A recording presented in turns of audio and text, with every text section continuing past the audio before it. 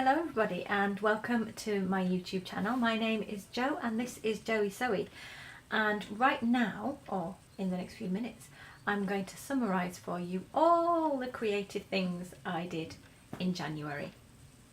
I came up with this video because it's a bit of just a personal log for me really, and hopefully you'll be a little bit interested. So it is going to be mainly sewing and knitting, but it's going to be all the creative stuff because, you know, creativity isn't just sewing and knitting, and I wanted to have a little document, so I'm hoping to do this on the first or the last day of every month and share it with you guys. So I'm just going to go through, I'll put pictures in or insert bits and pieces where relevant. So yeah, let's get on. So let's start with sewing projects. I am wearing the one sewing project that you haven't yet seen, which is an Astoria sweater. It's not the first Astoria I've made, but it is the most recent because I finished it in January. I'll just step back for you.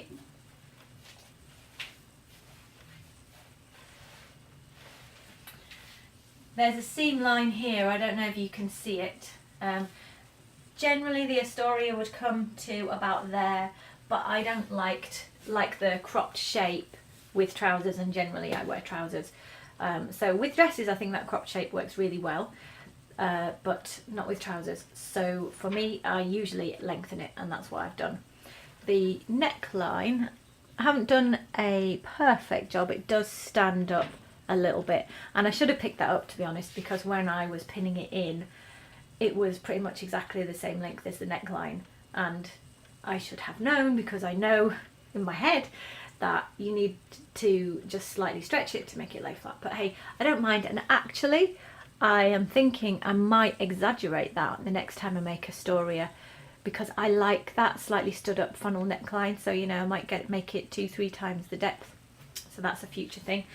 And I did the cuff, which you are barely going to be able to see, with my cover stitch machine. Oh yes, I did. I didn't have a tantrum. I just did it and it worked. Let's fold it down. So can you see on that side? Come on, camera focus. On that side you have the sort of zigzaggy hallmarks of a cover stitch, and then on this side you've got a twin needle. To be honest, on this fabric I probably could have easily got away without it because it's not very stretchy. It is stretchy, but it's not brilliantly stretchy. It's a fabric, it's a funny old fabric. You'll have seen it in my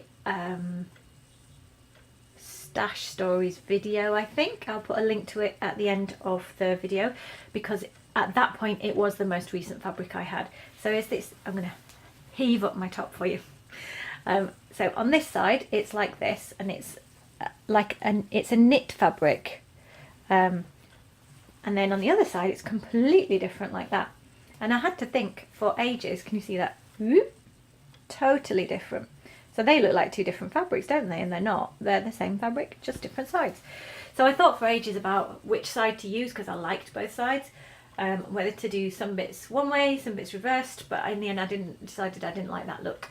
But yes, I got it from B&M Fabrics in Leeds, which is a bricks and mortar shop in Leeds Market.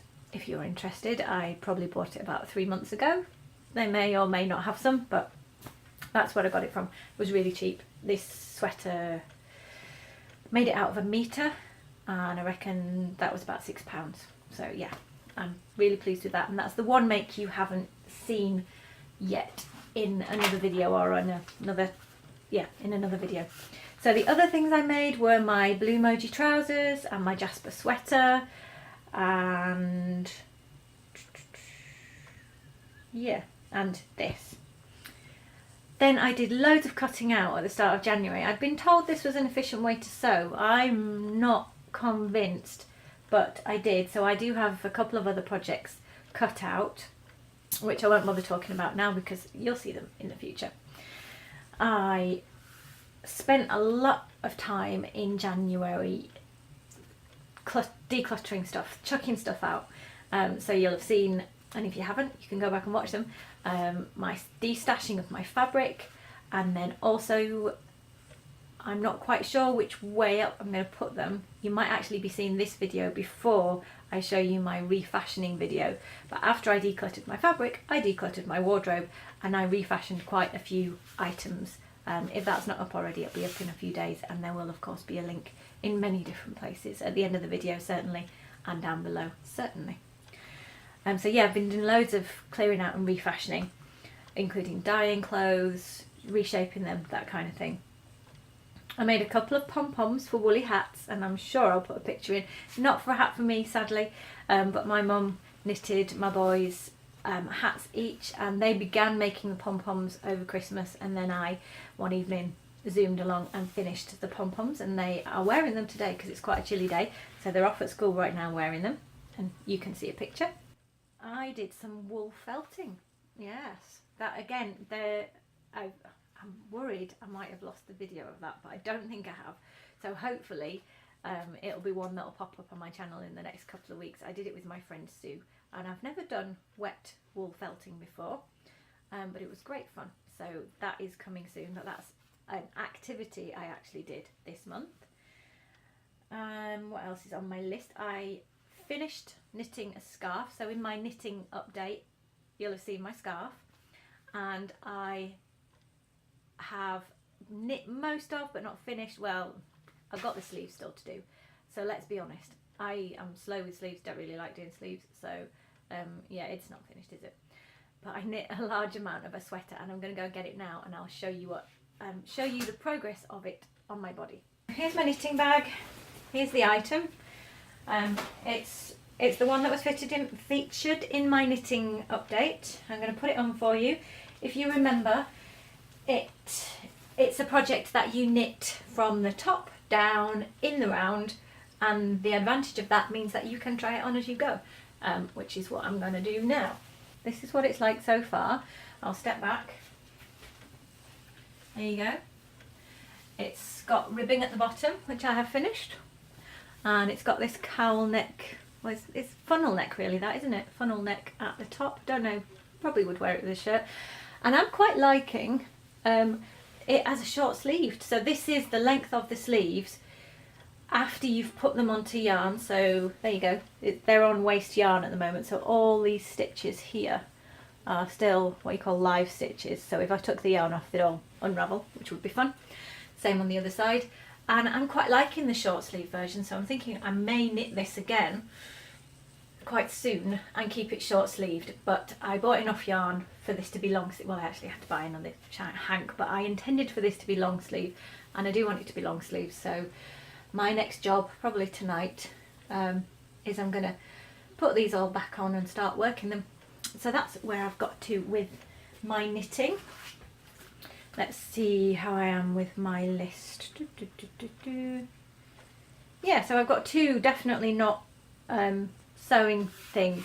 The other creative thing that I wanted to make sure I documented for myself was I've been managing our build project, and I haven't shared that with you before, but basically half our house, well, our house is our house, but it had a barn attached. It still has a barn attached, but it looks a bit more like a bomb site at the moment. It has holes in the side, it has dirt for floor, it only has half a roof, and that's all my fault. So yeah, I am we have a great set of builders, and they're really good at getting on with stuff, but I'm the one they come to and say, how do you want this? What do you want this? What's your opinion on windowsills? I didn't know I needed to have an opinion on windowsills, so I've been developing opinions on windowsills and other things. And I want to put that down as a creative process, because it definitely makes me think on my feet, and I'm definitely needing to be creative.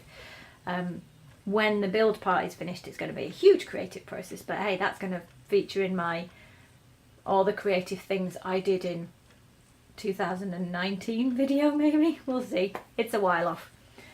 And the last thing is, you may or may not know, but I'm at university doing a master's degree, and I've had one essay deadline this month and one essay whose deadline is in 2 weeks. So I have been doing a lot of arguably creative, definitely thinking, definitely hard work stuff on my essays. So there you go.